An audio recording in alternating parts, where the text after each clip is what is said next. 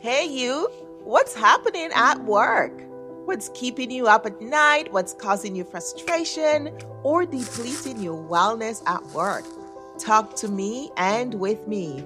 This is Joyce Odidison, your host with the What's Happening at Work show, where we create solutions to work, live, and play well. Join me now for next episode. Hello, hello. How are you? So, what's happening in your workplace this week? I want to touch a little bit about how we all come to work, but we don't all come to work with the same skills. We're not all starting off at the same place. It's fascinating how work becomes a place where people come and they're expected to deliver at the same level. They're being judged and measured by each other's output and performance, but they didn't start off at the same place. So take, for instance, Joe and John, both males, came into the organization in their late 20s, come from different sides of the track. Joe has had multiple opportunities to do job shadowing with his uncles and with his extended family. He's had summer jobs and internships, and he's had so many opportunities, right?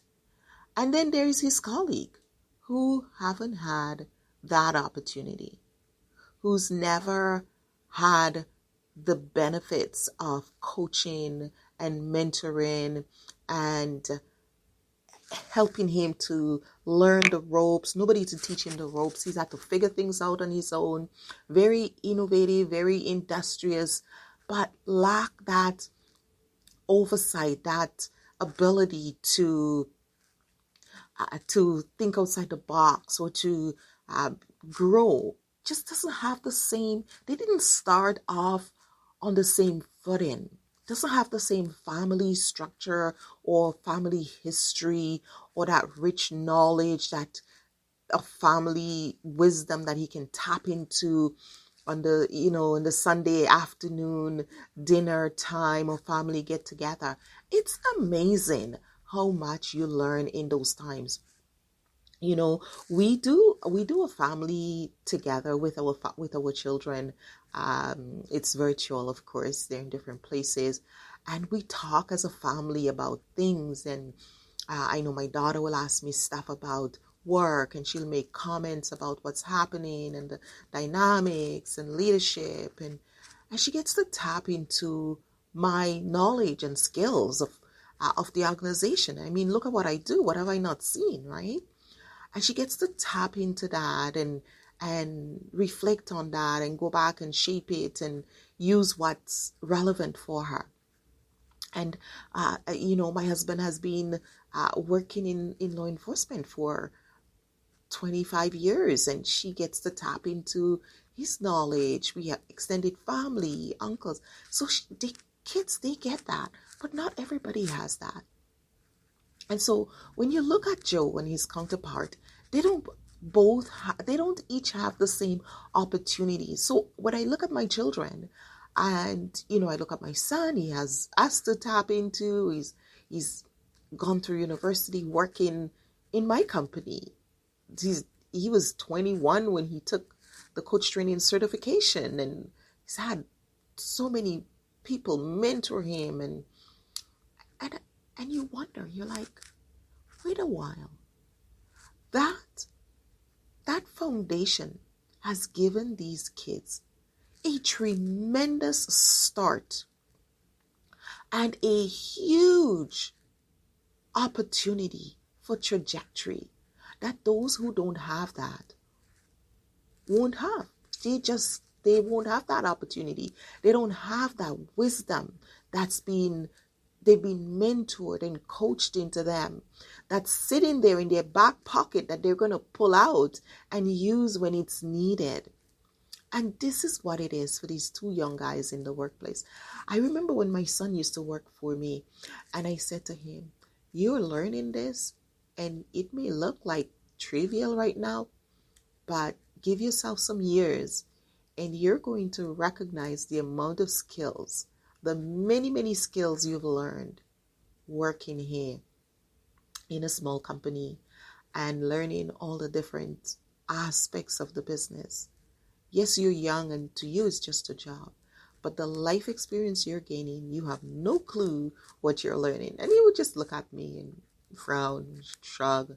They have no clue what they're soaking up. Because often we learn what we're not even paying attention to. Learning is something we absorb by observation. We don't have to be fully attentive to learn.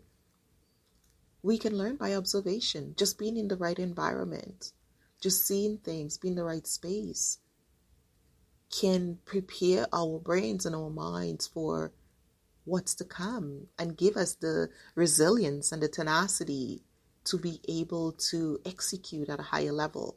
And that's what coaching does for people. So what do you do as a leader when you have employees in the workplace and they're not starting on an equal footing?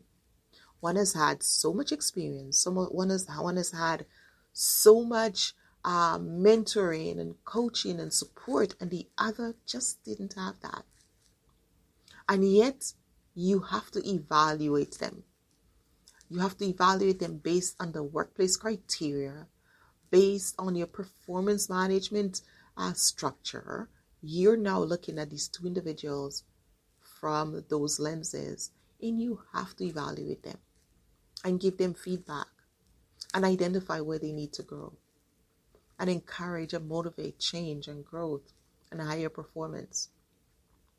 And that's where the challenges come in the workplace often, because employees seldom ever come in with the same level of skills. It doesn't matter how much assessment you do. It doesn't matter how much style profiles you run, how much strength base and all these things that you do.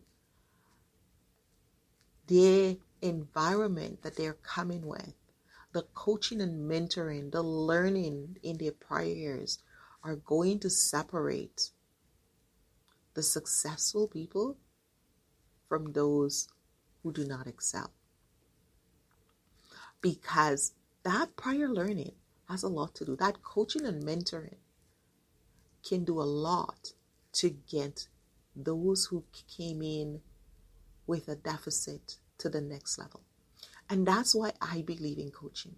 Because when you take those two individuals who haven't started from the same place, they started with different levels of skills. In order for you to get the other one up to speed, to reach to Joe's performance level and execution, coaching is what fills the gap. And this past week, I wrote an article about coaching, and is coaching the equalizer, that great equalizer? How can we use coaching in the organization to top up the skills of those who come in with maybe not the highest level of critical thinking skills? Maybe they're short on interpersonal skills. Maybe they don't quite understand the concept of responsible communication. Maybe they don't really understand how to negotiate, how to manage their emotions, how to detox from negative emotions so it doesn't boil over and spill over into their day-to-day interactions, and limit the ability to be successful and to move their career ahead. It's incredibly important to use coaching as that equalizer, that great tool that fills the gap, that helps them to see and to learn and to develop.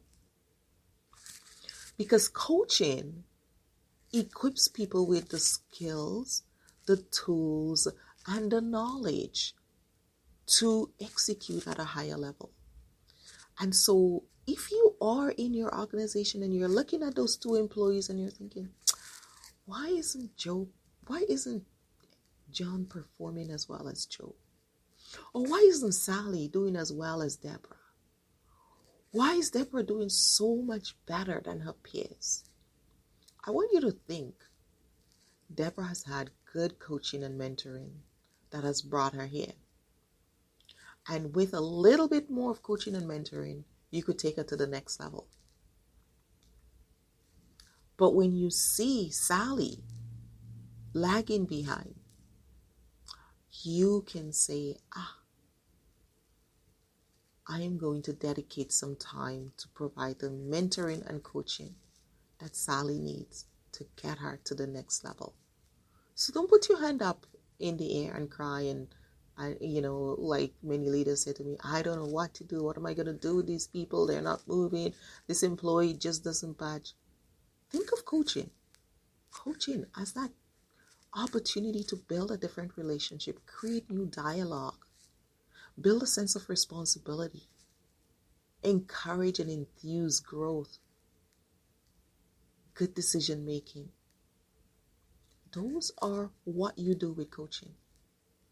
And yes, you can use coaching to reduce some of the interpersonal conflicts, help employees to learn to negotiate with you for a raise, with their colleagues, for the next project, for time off.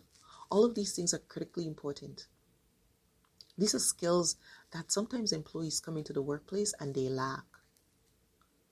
And it spills over in negative results for them.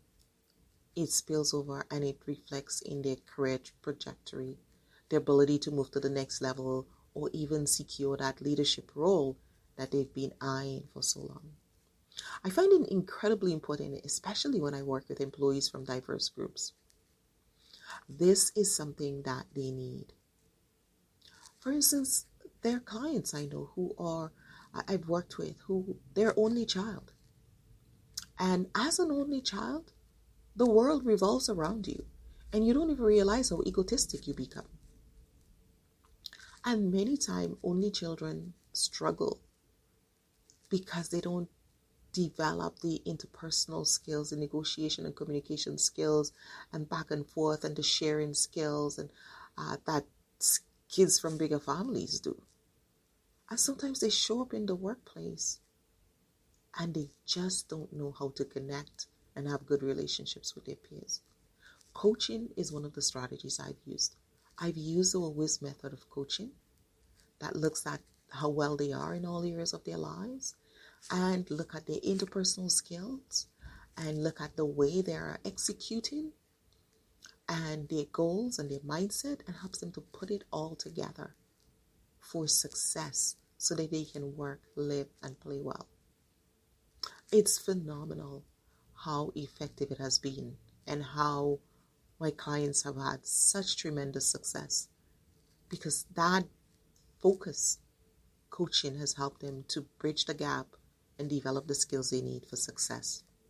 So wherever you are in the organization, whether you're a leader, supervisor, manager, or just a regular employee, and you're finding yourself maybe lacking, or you're finding yourself not getting ahead, or you're struggling for that new position, that viable leadership role, and you're being passed over, and you're blaming everyone, and you're looking around, and you're saying you're being passed over, and this person got it, and why didn't I? I want you to bring your focus back on yourself and take a look at you and see where do you need help? Where do you need to grow? Now, if you are wrestling with that and you don't understand where your part could be in it, I want you to reach out to us. We have several assessments that you can do for free. And we also have opened up some community membership opportunities for individuals who are struggling and really want that next edge to get coaching with us. So check us out at the Coach Velocity School of Coaching, www.coachvelocity.com. And you can bridge to there through interpersonalwellness.com, or you can go directly to Coach Velocity website, or you can check on my website at joycelidison.com and click over to Coach Velocity. But the reality is, you do need to understand your relationship. If you go to interpersonalwellness.com, you will notice our interpersonal wellness relationship audit that you can do to help you to sort of identify where you are with that relationship and what are you doing and what's triggering you there. And then once you've done that, jump over to Coach Velocity, and we'll get you into some programs that will help you to move to the next level. Because this year, 2021, has to be a different year for all of us. This is Joyce Edison. I am so happy that you joined me here today, and I want to wish you an excellent week because this is actually Valentine's Day. So happy Valentine's Day to you and yours. And I can't wait to hear your comments from listening to this show. Take care and be well. Bye-bye.